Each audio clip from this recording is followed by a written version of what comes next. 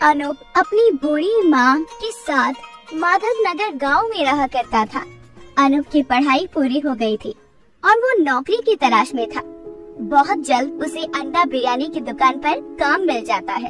अरे देख क्या रहा है, जल्दी जल्दी सारे बर्तन मांज और उसके बाद रोड को भी साफ कर दे। ये लोग अंडा बिरयानी खाकर जहाँ मर्जी पत्थर फेंक कर चले जाते हैं। सेठ जी बस अभी मैं ये बर्तन मांज कर सड़क साफ कर देता हूँ। बेचारा अनूप बहुत लगन से काम किया करता था, लेकिन पढ़ाई पूरी करने के बाद भी वो 10,000 से ज्यादा नहीं कमा पाता था। अनूप थका हारा घर जाता है तो उसकी माँ ने कहा, आ गया अनूप बेटा, चल हाथ मुँह धो ले, मैं तेरे लिए खाना लगा देती हूँ। हाँ माँ, मैं जानता हूँ मेरी वजह से आपने भी खाना नहीं खाया होगा, इसलिए हम साथ बैठकर खाते हैं। अकेले खाना गले से उतरता नहीं। एक बार मेरी बहू को आ जाने दे इस घर में, उसके बाद हम दोनों सास बहू तेरे आने से पहले ही खाना खा लिया करेंगे। कैसी बात करती हो माँ, एक 10,000 महीना कमाने वाले से कौन शादी करेगा?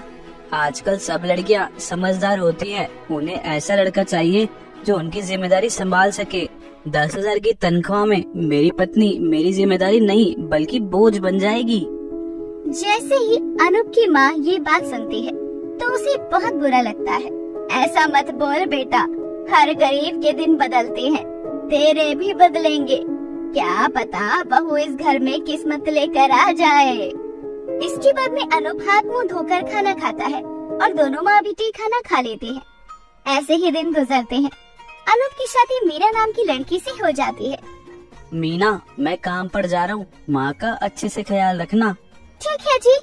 भाभी चिकन देकर गई थी तो मैंने बनाया है, आप ये साथ ले जाइए, इसे खा लेना। वही तो मैं कहूँ कि हमारे घर में चिकन के पैसे कहाँ से आए। अनूप अब काम पर निकल जाता है और बहुत सारा काम करता है। कुछ दिनों में मीना का जन्मदिन था। वो कुछ एडवांस पैसे लेने की सोचता है और सेठ से बात करता है, लेकिन सेठ ने उसे बोला, एडवांस पैसे? मैं तो तुझे वैसे भी काम से निकालने की सोच रहा था। यहाँ अंडा बिरयानी इतनी ज्यादा बिकती नहीं है, इस गांव में इतनी भीड़ नहीं है कि यहाँ इस दुकान पर 2 लोगों की जरूरत हो। देख भाई, एडवांस नहीं, तू वही तनख्वाह रख, पर आज के बाद यहाँ मत आना। कैसी बात कर रहे हैं सेठ जी आप? अगर आपको मुझे एडवांस नहीं देना है तो मत दीजिए, पर मुझे काम से मत निकालिए, और निकालने से कुछ दिन पहले तो बता दो। अब इतनी जल्दी मैं नया काम कहाँ से ढूंढूंगा? मेरी नई शादी हुई है, मेरी पत्नी को बहुत आशाएं हैं मुझसे। तेरी पत्नी का ठेका नहीं लिया मैंने, तेरी बूढ़ी माँ और जवान पत्नी की जिम्मेदारी तेरी है, इसलिए निकल यहाँ से। अब अनु बहुत परेशान हो जाता है। वो बिना नौकरी के अपने घर का खर्चा कैसे चलाएगा? जब वो घर आकर ये बात सबको बताता है तो सब लोग भी बहुत चिंतित हो जाते हैं। तो बिल्कुल भी चिंता मत कर बेटा, सब ठीक हो जाएगा। हाँ जी, दुख सुख तो जीवन में लगी ही रहती है। अब अनु बहुत उदास रहने लगा था। धीरे धीरे उनके घर का राशन भी खत्म हो गया था। एक दिन उसकी माँ को किसी काम से दूसरे गांव जाना था। वो उसे ट्रेन में बैठाने के लिए स्टेशन जाता है और अपनी माँ को बैठाने के बाद में जब वो वापस घर की तरफ आ रहा था तो खुद से कहता है, कभी कभी तो जीवन की इतनी परेशानियों को देखकर मन करता है कि अपना जीवन ही खत्म कर लूं। लेकिन अगर मुझे कुछ हो गया तो मेरी माँ का क्या होगा और मीना, उसका क्या होगा? अनूप ये बोल ही रहा होता है कि तभी उसे रेलवे स्टेशन पर बहुत सारे ठेले नजर आते हैं और तरह तरह का सामान वो ठेले बेच रहे थे। यहाँ इतने सारे ठेले हैं लेकिन कोई भी अंडा बिरयानी का ठेला नहीं है। बहुत दिनों से अंडा बिरयानी खाने का मन कर रहा था। घर जाकर बनाऊंगा और मीना को भी अपने हाथों से खिलाऊंगा। अब अनूप घर आता है और उसके बाद भी मीना को खाना बनाने से मना कर देता है और खुद खाना बनाता है।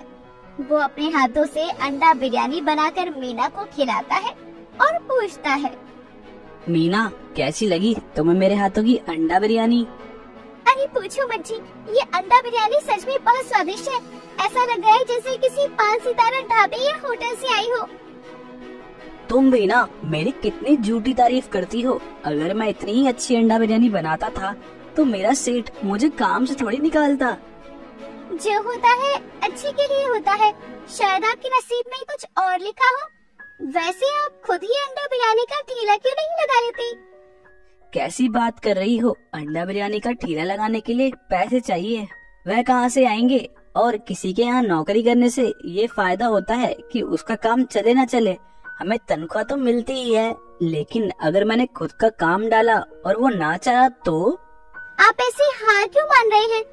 पहले एक बार काम करके तो देखिए, वरना आज भी तो रुखे सुखे खा रहे हैं, आगे भी खा लेंगे।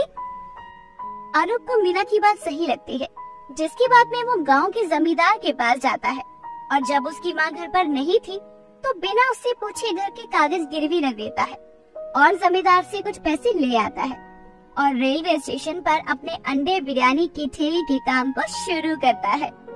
अंडा बिरयानी खा लो, अंडा बिरयानी, गरम गरम अंडा बिरयानी। अनूप की बिरयानी खाने के लिए कोई नहीं आता। ऐसे ही 3-4 दिन गुजर जाते हैं और जब उसकी माँ वापस आती है तो मीना उसे सब बता देती है और माँ कहती है, अनूप पागल हो गया था क्या, जो तूने अपने घर को ही गिरवी रख दिया और ये अंडे बिरयानी का ठेला खोल लिया। तू जानता है ना गरीबों के सर पर छत का क्या महत्व है। माँ जी, आप इन्हें कुछ मत कहिए, ये सुझाव मेरा था, मुझे नहीं पता था कि इनका काम बिल्कुल नहीं चलेगा। माँ बिल्कुल भी चिंता मत कीजिए, मैं खूब मेहनत करूँगा और जिम्मेदारी से घर के कागज जल्दी छुड़वा लूँगा, और अगर कुछ दिन के बाद भी मेरा ठेला ना चला तो मैं ठेला बंद करके कहीं और नौकरी पर लग जाऊँगा। अनूप सारी बातें बताता है और थोड़ा निराश भी हो जाता है। उसे समझ नहीं आता कि वो क्या करे। अब अनूप रेलवे स्टेशन जाकर अपने अंडे बिरयानी के ठेले को खोलता है और अंडा बिरयानी बेचने लगता है। तभी उसके दिमाग में एक सुझाव आता है। मेरी अंडा बिरयानी तो तभी बिकेगी जब लोगों को उसका स्वाद पता चलेगा, क्यों ना मैं कोई स्कीम निकालूं। इसके बाद में अनूप कुछ और देर सोचता है और जोर जोर से चिल्लाने लगता है, अंडा बिरयानी ले लो, अंडा बिरयानी मात्र 30 रुपए प्लेट। आज के लिए प्लेट के दाम घटाकर 50 से 30 कर दिए हैं, खाओ गर्मा गर्म अंडा बिरयानी। अनूप ये बोलता है। उसके बाद उसके पास ग्राहकों की भीड़ लगने लगती है और उसकी अंडा बिरयानी की वो खूब तारीफ करते हुए कहते हैं, अरे भाई कहाँ छुपे थे आज तक, तुम्हारी अंडा बिरयानी का स्वाद तो बहुत अच्छा है। हाँ सच में भाई, तुम्हारी अंडा बिरयानी का स्वाद तो बड़ा ही मस्त है। अगर ऐसी अंडा बिरयानी मिले तो मैं तो रोज स्टेशन पर आऊँगा। धीरे धीरे उसका काम चल निकलता है और वो अच्छे खासी पैसे जमा कर लेता है और कुछ ही महीनों में वो अपने घर के कागजात भी जमींदार से छुड़वा लेता है और अब उसके जीवन में कोई परेशानी नहीं रही थी। एक दिन वो अपना अंडा बिरयानी का ठेला लेकर रेलवे स्टेशन की तरफ जा रहा था। तभी उसे उसका सेठ मिलता है, जिसने उसे काम से निकाल दिया था। अनूप, ये क्या, तुमने अंडा बिरयानी का ठेला लगा लिया? ये चलता तो है ना? खूब मेहनत करता हूँ साहब, इतना तो चल जाता है कि अपनी माँ और बीवी को 2 वक्त की रोटी खिला सकूं। तुम सच में बहुत मेहनती थे। जब से तुमने मेरी दुकान पर काम जोड़ा, मेरी दुकान पर भीड़ ही खत्म हो गई और मुझे मेरा काम बंद करना पड़ा। अब समझ नहीं आ रहा कि क्या करूं।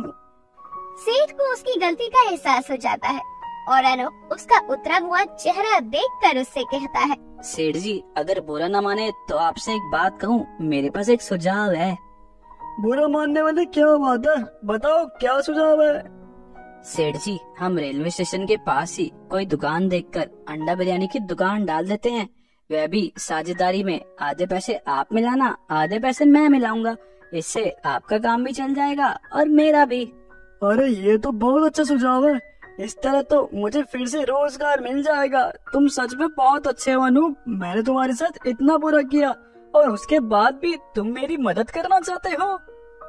अच्छे बुरे की बात नहीं है साहब, ये तो सौदा है। अभी मैं ठेला चलाता हूँ, आपके साथ काम करके मैं दुकान चला पाऊंगा और हम साझेदारी से काम करेंगे तो ना आप मेरे नौकर होगे ना मैं आपका। सेठ हामी भर देता है और उसके बाद में दोनों पैसे मिलाकर रेलवे स्टेशन पर एक दुकान डालती है। दुकान का रिबन अनूप की माँ काटती है और आंखों में आंसू भरकर कहती है, मुझे माफ कर दो बेटा, मैंने तुम पर संदेह किया। तुम सच में बहुत काबिल थे। तुमने बहुत अच्छा काम किया है रेलवे स्टेशन पर अंडा बिरयानी का ठेला डालकर। अब अनूप की माँ दुकान का रिबन काटती है और दुकान पर ग्राहक आने लगते हैं और अनूप और उसका सेठ मिलकर बहुत तरक्की करते हैं और पूरे गांव में बहुत सारी अंडा बिरयानी की ब्रांचेस भी डाल देते हैं।